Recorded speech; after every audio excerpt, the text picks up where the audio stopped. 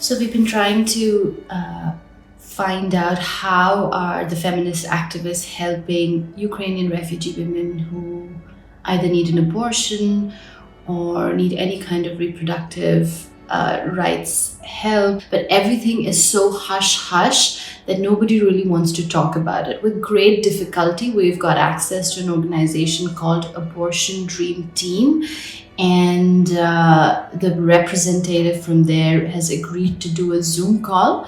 So we are waiting. And she just joined.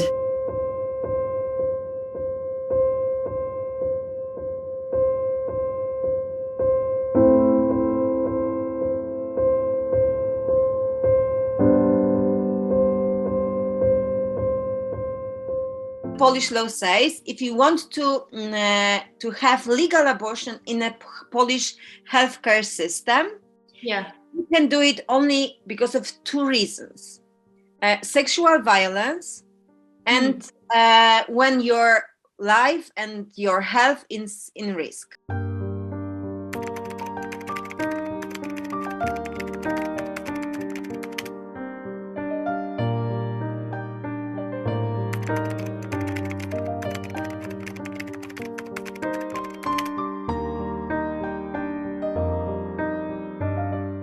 So how are you all helping the Ukrainian women who are coming across the border and are either pregnant or have been sexually assaulted and want their pregnancy terminated? We do it as we do for those who live in Poland, and also with other refugees with other countries, because this is not like only Ukrainian refugees are contact with us.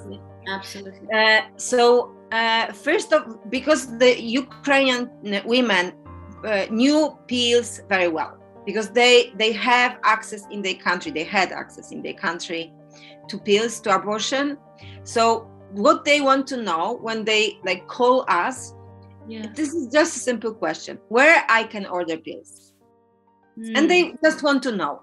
And even when they say to us that I've been raped, I decided to stop the pregnancy because my future is not predictable.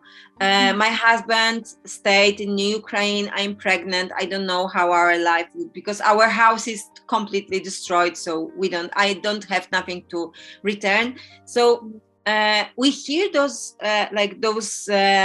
reasons why people want to stop the pregnancy, but we don't value them, because for us it doesn't matter why you want to stop the pregnancy. The one thing we want to know is that this is your choice. This is the situation. This is your own choice, not the other's choice.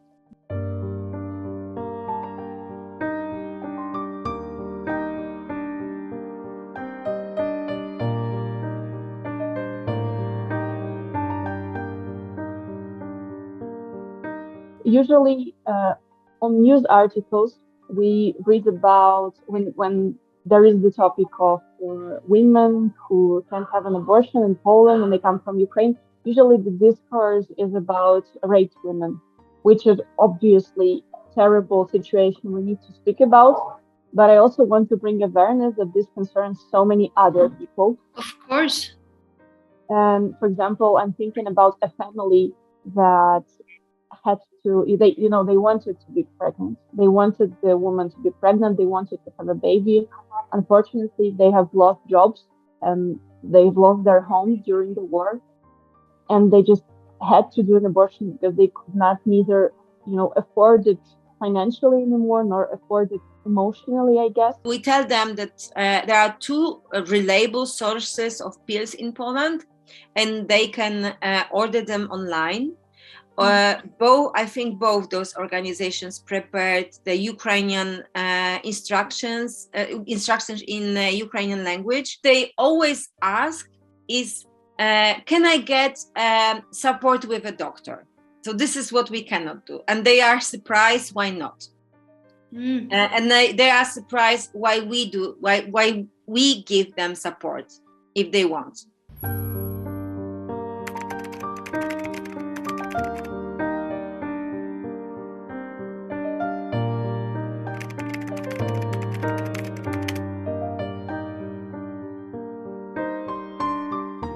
assisted anybody with crossing the border, like a refugee woman, to assist to get medical help? We assist and we finance the travel for abortion in second trimester. They were afraid of taking pills. It was 14 and 21st week. The person was afraid of taking pills in 14 week, and the one in 21, it was like too late for the pills.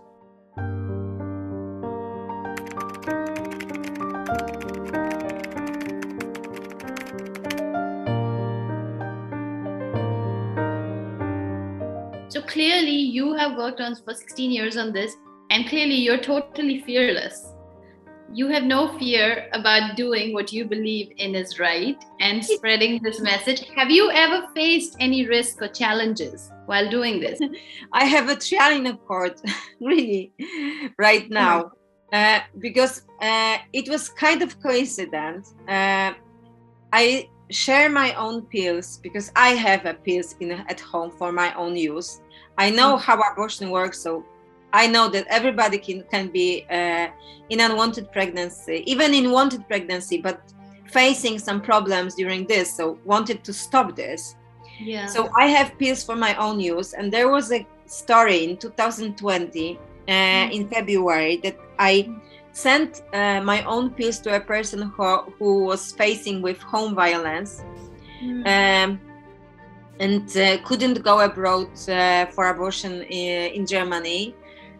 She was like, the situation was really, really tough. So because I know how violence works, because I also had kind of experience with home violence from my partner. So I just sent it like a gesture of the heart, like totally for free, not asking for anything for return.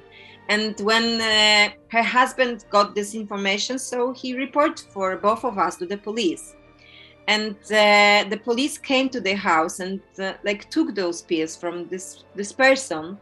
And this is why they have my data, because I put my phone number on the package. Now